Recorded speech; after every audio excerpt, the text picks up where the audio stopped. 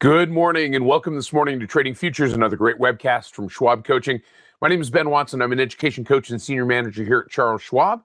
There's the bell. That means the cash market is open. We're going to take a look at a couple of things here really quickly, and we get into this interesting day. We'll see what cash market brings to the futures market. My good friend Michael Fairborn's out there, 20-plus year veteran of the financial market. He's out there in the chat helping to answer your questions. Thank you to all of you for being here, whether you're here on a regular basis or this is your first time. This should be an interesting discussion this morning, and we'll talk about that in light of tariffs. I mean, that is the kind of word of the day. Tariffs start with T, and that rhymes with, well, that starts with T, and that stands for trouble, perhaps, for the financial markets. We'll see what that looks like here as we get into this discussion. A couple of quick housekeeping items as we get started this morning. Remember that everything we talk about is simply for illustrative and educational purposes only. It is not a recommendation or any kind of advice about a particular strategy or idea or security. Remember that futures and futures options trading involves substantial risk. It is not suitable for all investors. Make sure that you're aware of and you read the risk disclosure statement for futures and options prior to considering trading any futures products, including futures options.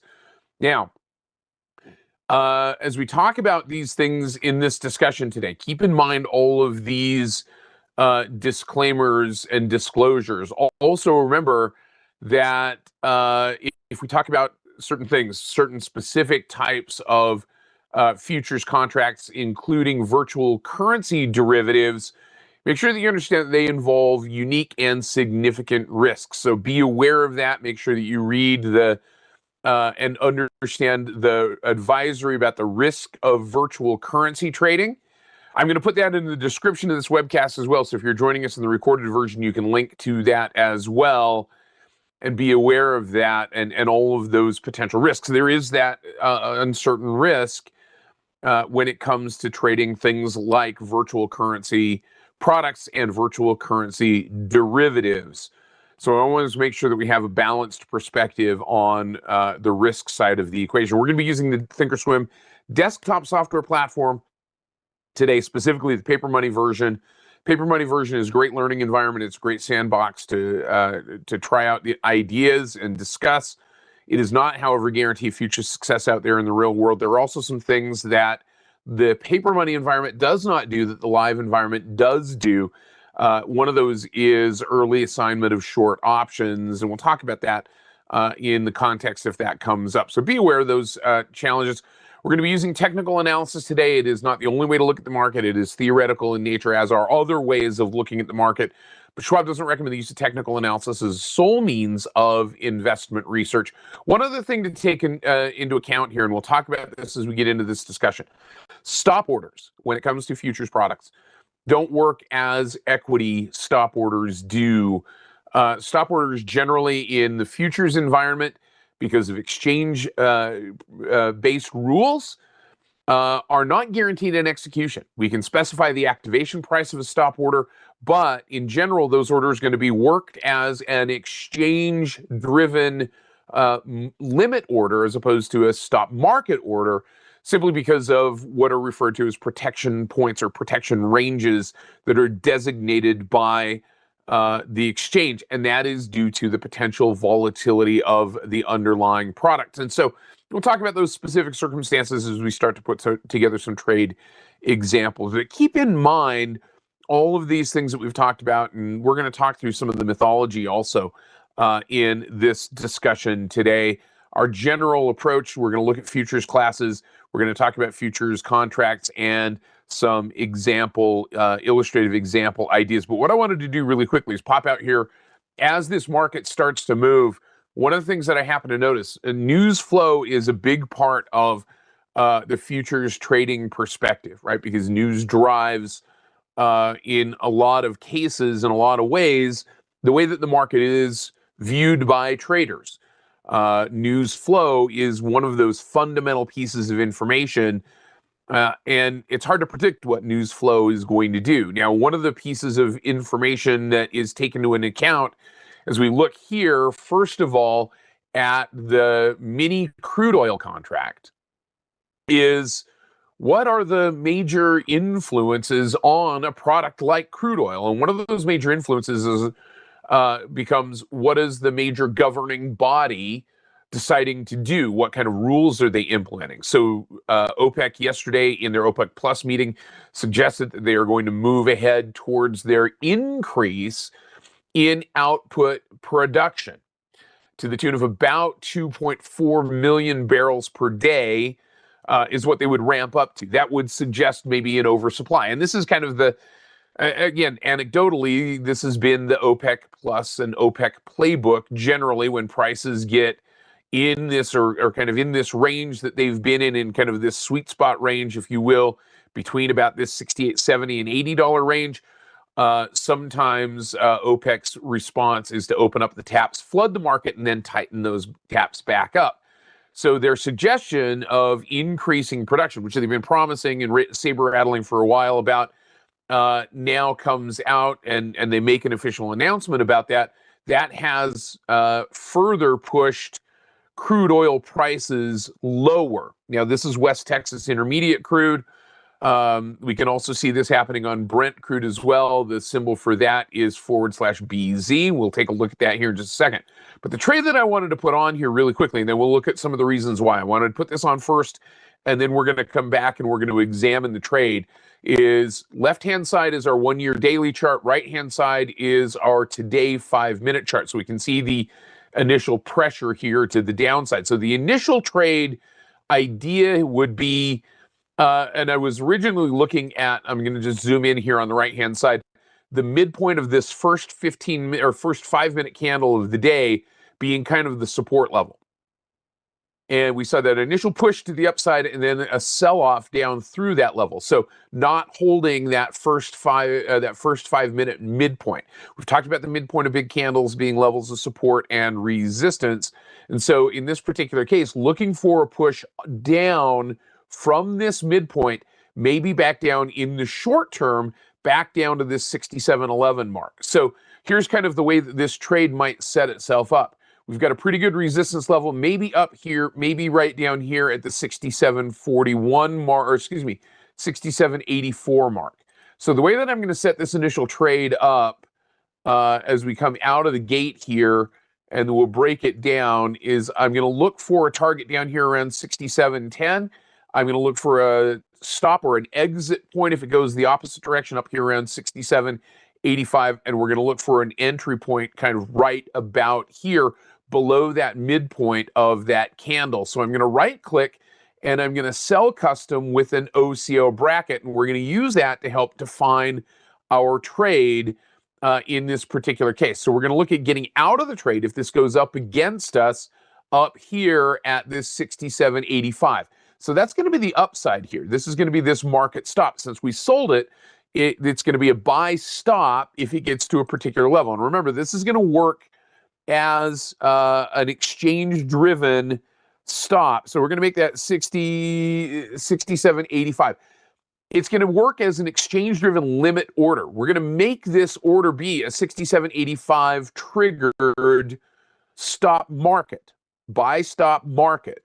But the exchange is going to work that as an exchange-driven limit order because of the potential for quick movement. There is the possibility that this could go against us. So I'm going to show you what we're going to do here in just a second to help against that. Now, we're going to make this good till canceled, even though I expect fully that this trade is going to take place in a fairly short period of time. Either we're going to get to that target or we're going to get out one way or the other. Now, the other side of that coin is I'm going to set a limit order down here at that 67.10 mark. That's going to be our take profit potential if this moves in our direction at 67.10. And we're going to make that one good till canceled as well. And we're going to be looking at getting into this trade below this 67.64 mark, right? So that's what I want to see, is I want to sell this at 67.60, what did we say? 67.63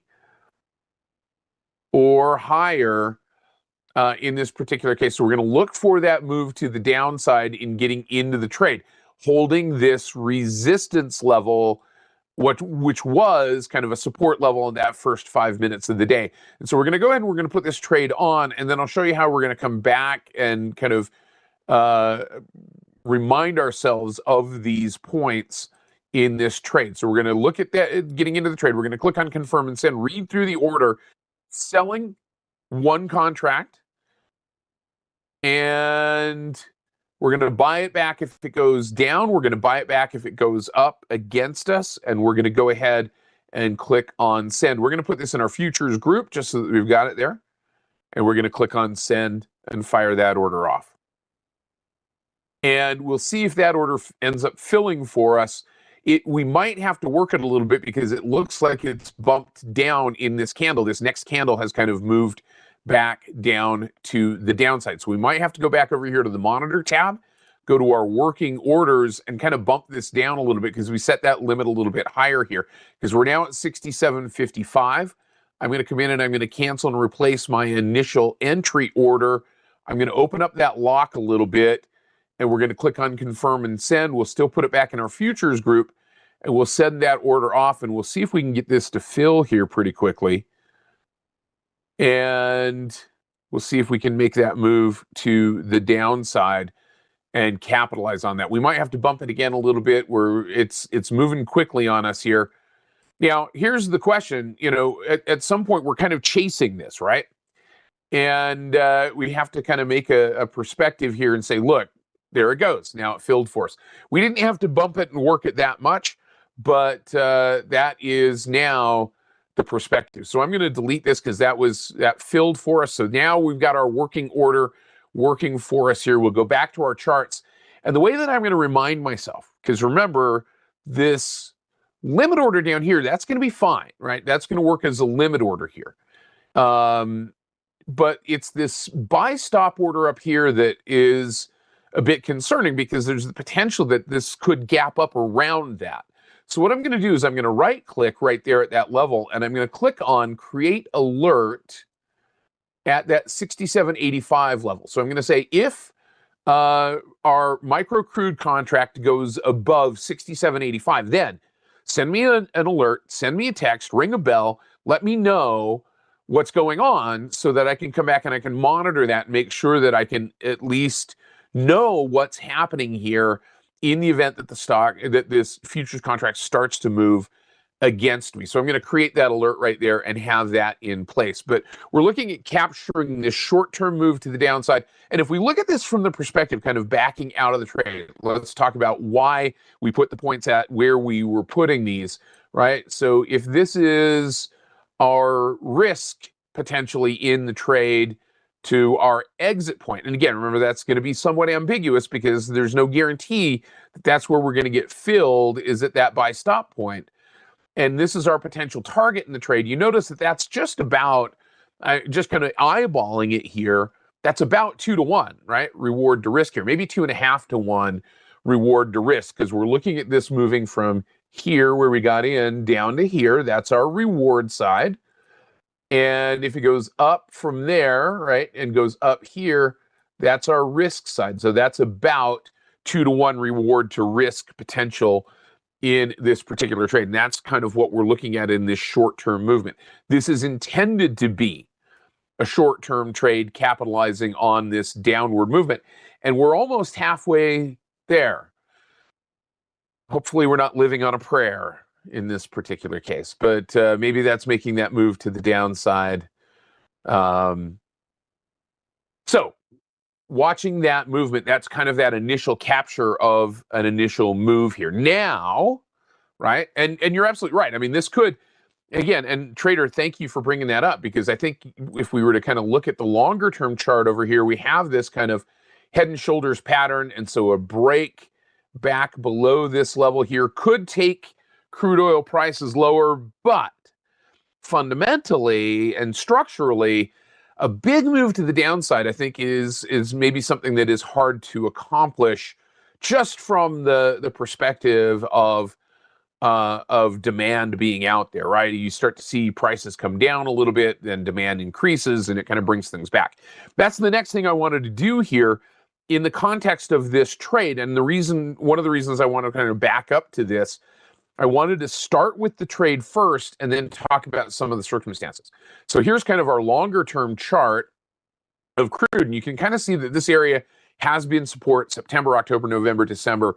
This 67, kind of bottom end of the 67 level, has been that level of support. Oil prices have kind of coalesced and thickened up down around that range. We've seen these blips higher, but now we're seeing a push to the downside. And in the light of the tariff news that we're seeing today, that could potentially decrease demand, right? And so there is the possibility that we could see this move to the downside. CCI Commodity Channel Index, which is our lower indicator here, is trending to the downside, indicating a strong downward trend. And we're seeing that this is pushing down towards that level. There's one other thing that I wanted to bring up. I'm going to go to my product depth up here at the top of the chart. And this is the crude oil. So I'm using the big contract for this. This is the crude oil contract forward curve. So here's the current deliverable. Here's the next month out. Here's the next month out. Here's the next month out. And here's all the way out to the deliverable in August. Okay. So if we assume that this is, so this is kind of where we kind of have to put some thought to this. This is spot, right? If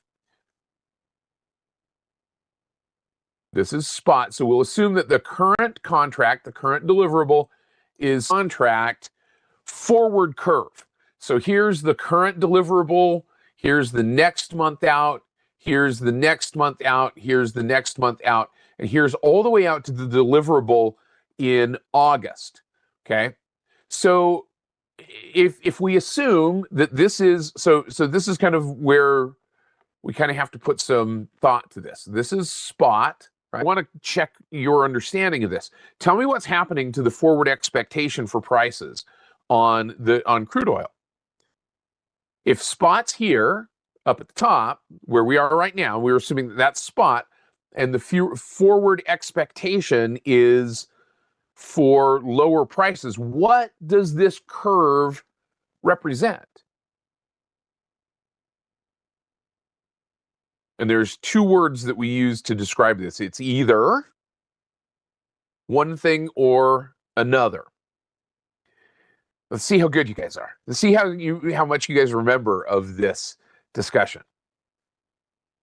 So looking forward in time, because this is time and price. So we're looking forward in time and price is coming down. That would suggest that this futures contract, the crude oil contract, is in what's referred to as backwardation. Backwardation is generally the normal expectation, right? There's this normalized expectation that in the crude contract that it is normally backwardated, right? That there is a push to the downside in future prices. When we see contango, if we were to see what's referred to as contango, right? Contango is a little bit different. Contango expects that we've got this move in the other direction, right? So the forward curve pushing to the downside suggests that, you know, there's an expectation that prices are likely to move lower into the future. Okay? Lower into the future. And so this particular curve suggests that maybe there is some of that kind of supply overhang, the expectation of lower prices, demand destruction or demand decrease. And so that's something that you can look at on futures contracts to kind of get a sense of what might be the forward expectation. Now, is it always that case? And does it ever change? Absolutely. Is this an absolute predictor that prices are going to go down? Absolutely, it is not. It is just one of those scenarios where we start to think about kind of this expectation. So now that we've got that in mind, let's pop over here to our grid, our futures grid, and see what's going on out of the gate here this morning. So we're looking at the major indexes, right? And I think, did our order fill? Oh, I think that was on my other account. Okay, so I didn't see the message pop up. So S&P 500 futures pushing to the downside here. Once again, we're seeing some continuous move to the downside. RSI is lower, down near the 200 period moving average with some downward pressure. The NASDAQ testing the 200 today in this futures contract. And that might be significant because the last time that we were at the 200 period moving average, the last two times that we were at the 200 period simple moving average here, it was back in August and then in September, and it was a quick move and a quick bounce. So if we see a bounce potential, we're kind of where we were in August, that potential for a bounce with that move higher. We've seen kind of a double tap on that lower reversal zone on the RSI. As this is pushed a little bit lower here, the question is, do we see maybe a little bit here of bullish divergence, kind of a hidden bullish divergence? And when we see that perspective here, we've got equal lows on the RSI and lower lows on the futures price. And that would suggest that maybe there is a little bit of bullish divergence going on, kind of that hidden or occluded bullish divergence.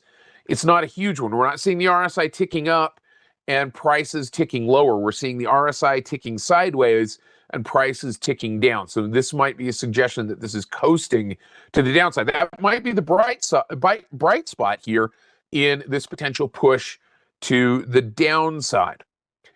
Now, let's take a look at the Russell 2000, because this is a little bit different perspective, right? And we've talked about this. We talked about this last Friday in the perspective that the small caps getting hurt potentially by tariffs is the kind of big component here. Well below the 200 period moving average, the 50 period moving average almost down to that 200 period moving average, approaching kind of that death cross perspective. The thing about the death cross, where the 50 crosses below the 200, is that you've seen a lot of the damage already happen in price before you see the death cross. And this is happening pretty quickly to the downside. And oftentimes what you'll see, especially in fast-moving markets, is the push happens to the downside, price is moving lower, the death cross occurs as the price is starting to bounce and moving up to the upside. But we're seeing the Russell RSI pushing well down into that lower reversal zone. Doesn't mean that it's going to reverse, because this can stay down in that lower reversal zone for a long time. But if we look left to confirm right, we go back to our left-hand side to look for some support levels here, I think we could maybe make the argument that there is some support kind of right in this 2060 mark, almost maybe all the way down into this range to the 2000 level. So the Russell 2000 kind of coming down into that support level with that potential to for that move to the downside. Now, with that perspective in mind, I want to do a couple of things in terms of utilizing futures contracts, and we've talked about it, but I think today is perhaps a good opportunity to discuss this. And I've had a couple of comments in the YouTube comments and elsewhere on X. By the way, you can follow me on X at Ben Watson CS. You can follow Michael Fairborn on X at Michael Fairborn CS. Also, a good idea to click on the subscribe button down here at the bottom of the page on the YouTube here, or on our YouTube page. If you haven't done so already, that's a great way to stay connected to our Trader Talks webcast channel. But one of the questions was, well, wait a second, shouldn't I be trading futures on, or excuse me, options on futures because they don't have time decay? So that's a piece of mythology that I want to dispel. Trading the futures contract in and of itself does not have a time decay component. There is not a theta component.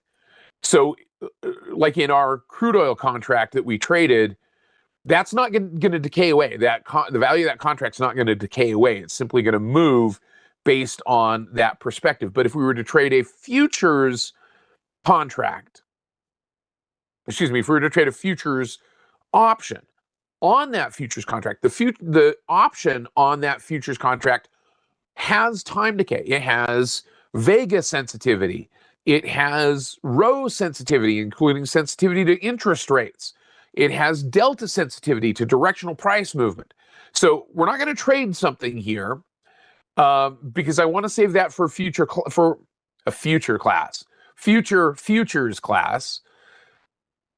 But if we were to go to the trade tab and we were to look at the options, say for instance for our MCL, in this particular case, we were to look out to March and we were to look at our option chain here, these contracts are absolutely going to have a delta, gamma, theta, and vega component to them. They are going to have theta sensitivity. The futures options contracts are going to have that time decay sensitivity.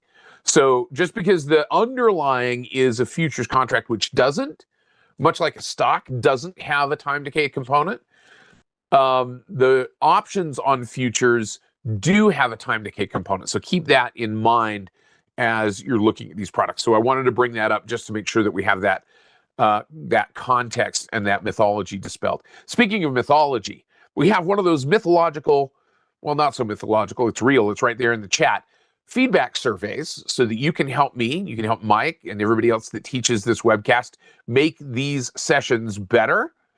So do me a favor, click on that feedback survey. Mike's going to pin that to the top of the chat as well. Help us out. Help us to answer those questions. It's a couple of questions. It simply lets us, and we read every one of them, it lets us make these sessions better for you. Now, here's what I want to do. Now that we've kind of dispelled some mythology, we've taken an initial trade out of the gate here. I want to come back. I want to monitor that trade really fast. So I'm going to go to my futures movers grid here, and we'll go back to our /MCL contract. And it looks like we tagged that target, and it may very well have been, if we go back to our monitor, it has not filled yet, right? So it tagged that target and didn't quite fill. So we weren't quite there. It didn't close there, didn't settle there.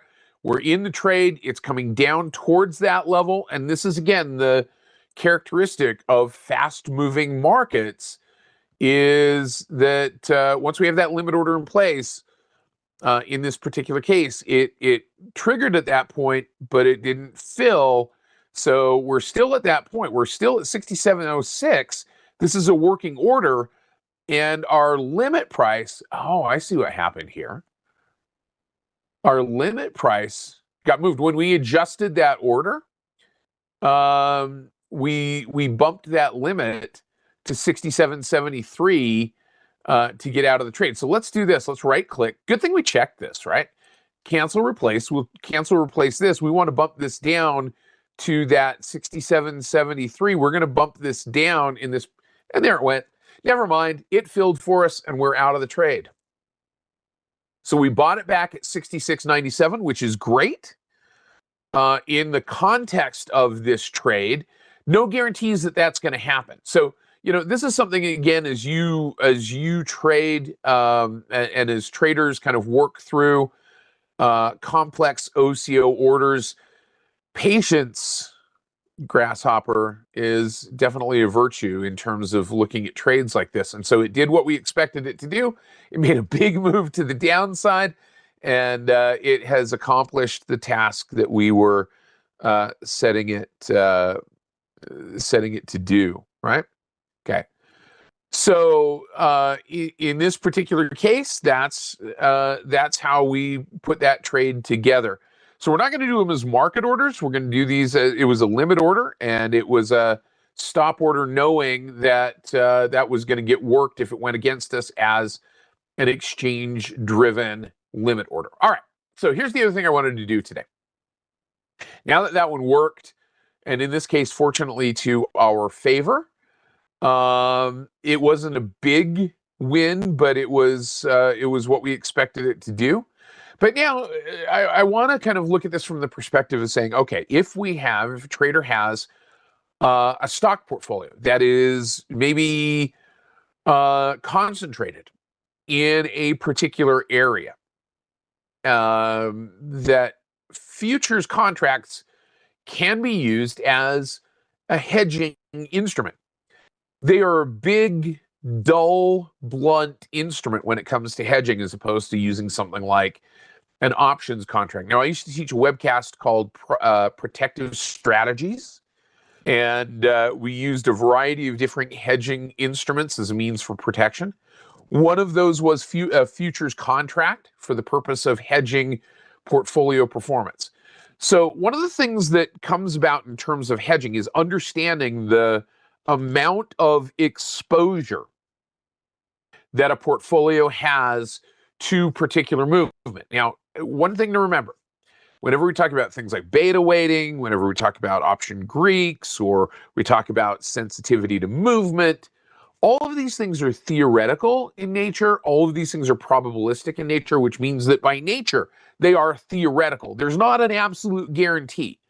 So what we're going to do is we're going to take this simulated stock portfolio that has a number of different positions in it. And in fact, looking at this, it's got 3 or 4 different small cap positions. Calm, HIMS, Joby, TJ Maxx, all of those I think are kind of coming in, AWR certainly coming into kind of that small cap perspective. So what I want to do is I want to beta weight this portfolio to a small cap instrument.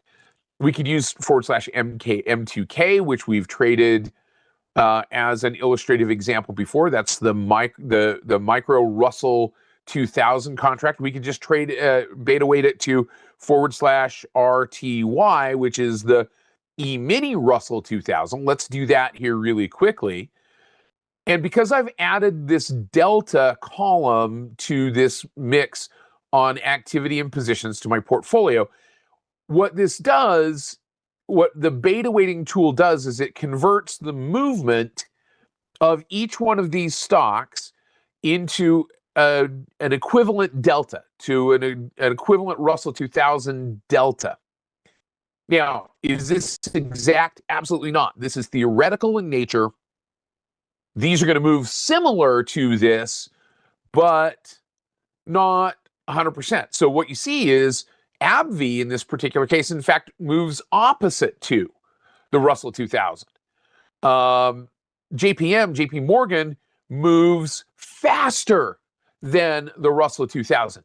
HIMS moves faster than the Russell 2000. So we're converting all of these deltas into equivalent deltas, which means that our total theoretical sensitivity to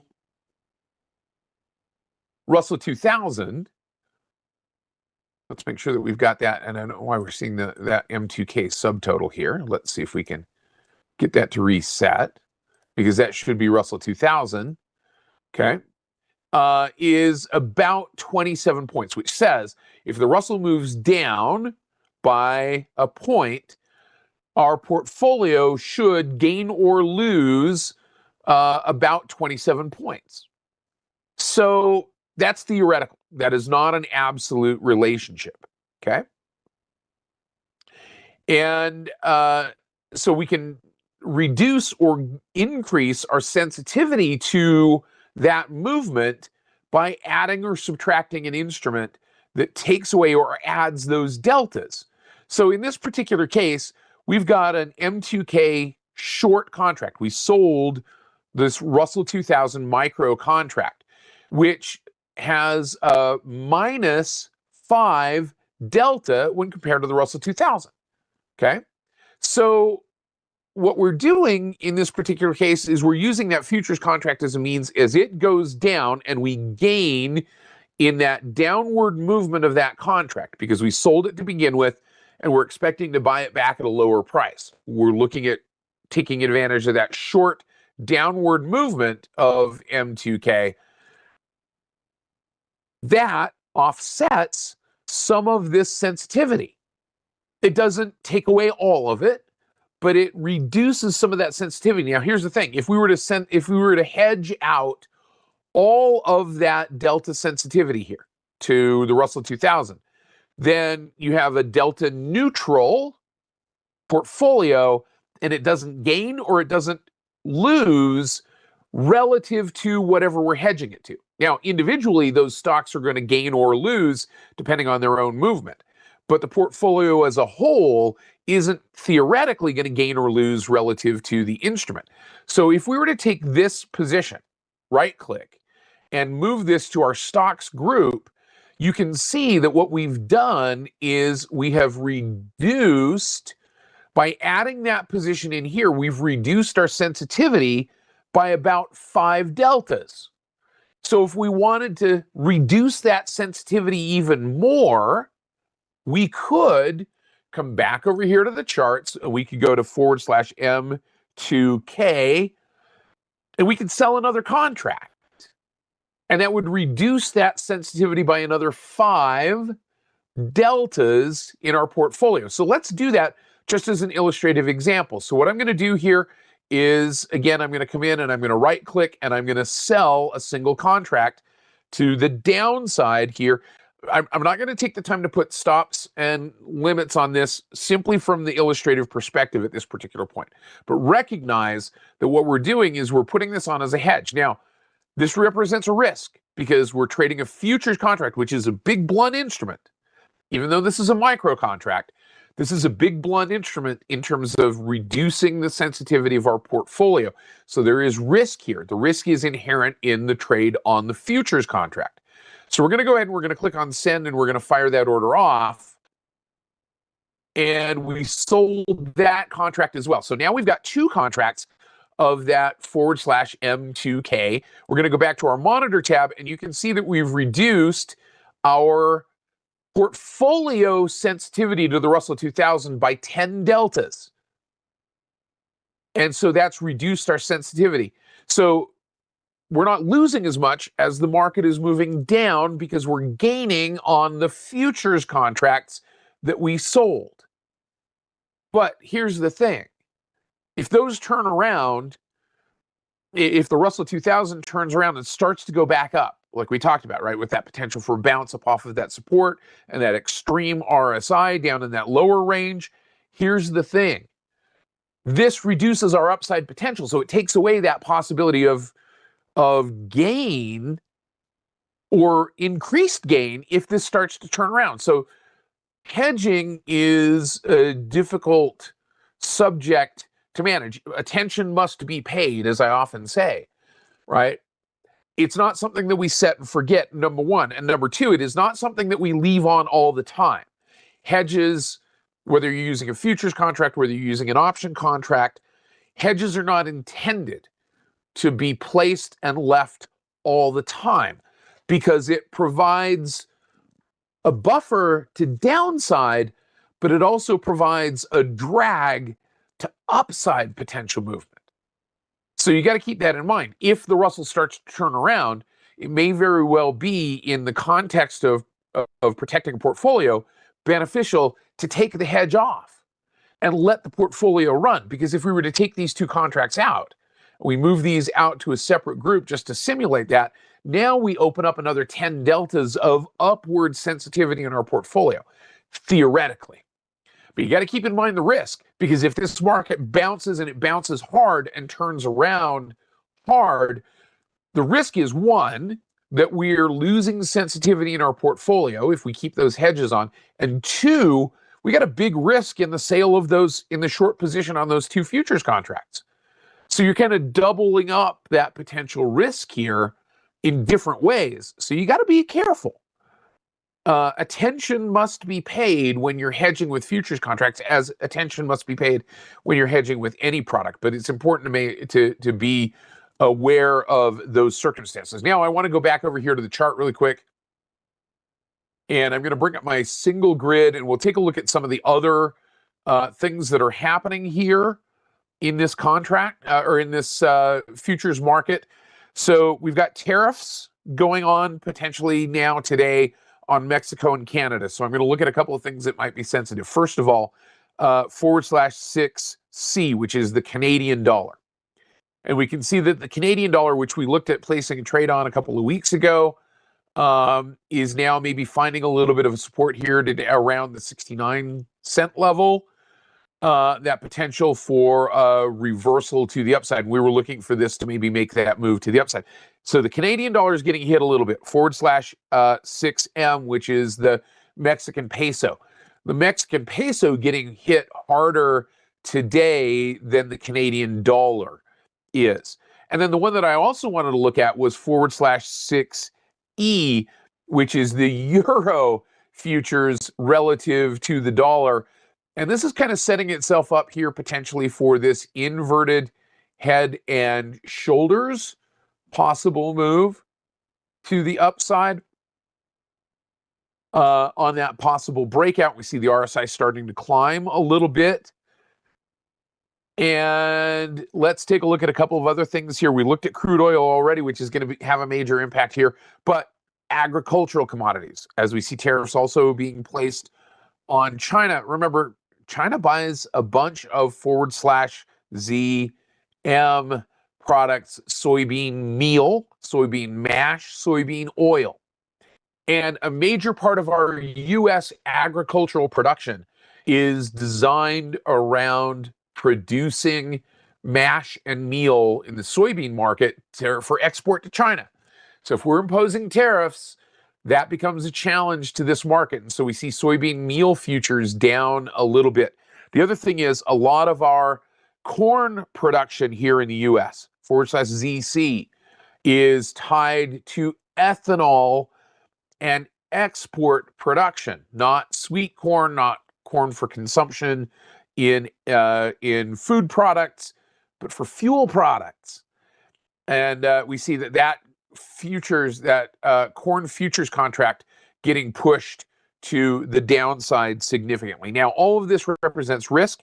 So I wanted to look at /VX and volatility futures on the VIX moving significantly higher here. We see volatility expanding. In fact, we're kind of at this resistance, if you want to call it a resistance level, but we're kind of back to some of those peaks back in October and then the November peak. We're not yet up to the yen carry trade unwind peak, but VIX futures moving higher here as well. Now, let's take a look at /GC, which is the gold contract. And gold may be making this little bit of a bull flag here as we see maybe some safe haven movement back into gold. And then /10Y, which is the 10-year yield, moving lower, but at potentially a support level here. But yields starting to move down, which means that /ZB, which is the 30-year bond, moving higher, and /ZN, which is the 10-year. So this is in opposition to the /10Y. That's moving higher as well. And we're starting to see maybe a little bit more of a push here to the upside into bonds themselves and bond futures, right? Yeah, so Carol asks a great question. Wouldn't be expecting all of these ag commodities to be going down due to the tariffs, right? So that might be something to pay attention to. Let's go to /ZM, which is that soybean meal futures. And now I want to come over to our product depth really quick.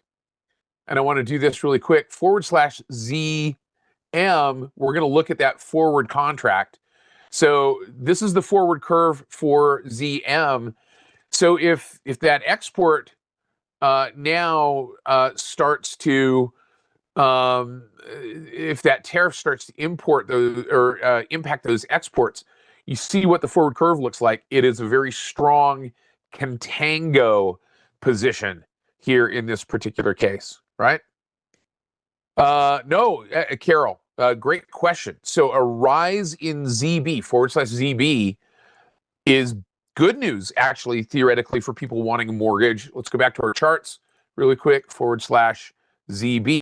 This is the bond price, which means that /10Y is our yield. Yields are going down. This is rates. This is interest rates. So if bond prices are going up, interest rates are going down, that's beneficial for mortgage seekers, for credit card applicants, for auto loan seekers, and theoretically should be beneficial for small caps.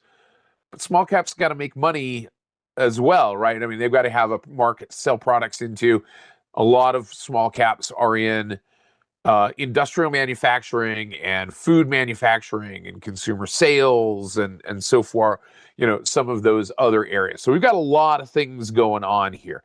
And so I'll tell you what, guys, this represents a pretty amazing landscape to look at in terms of the market, and maybe an interesting way for us to view the market. If you want to learn more about this, I'm going to give you some resources here. We're going to pop back over to youtube.com/@TraderTalks webcast.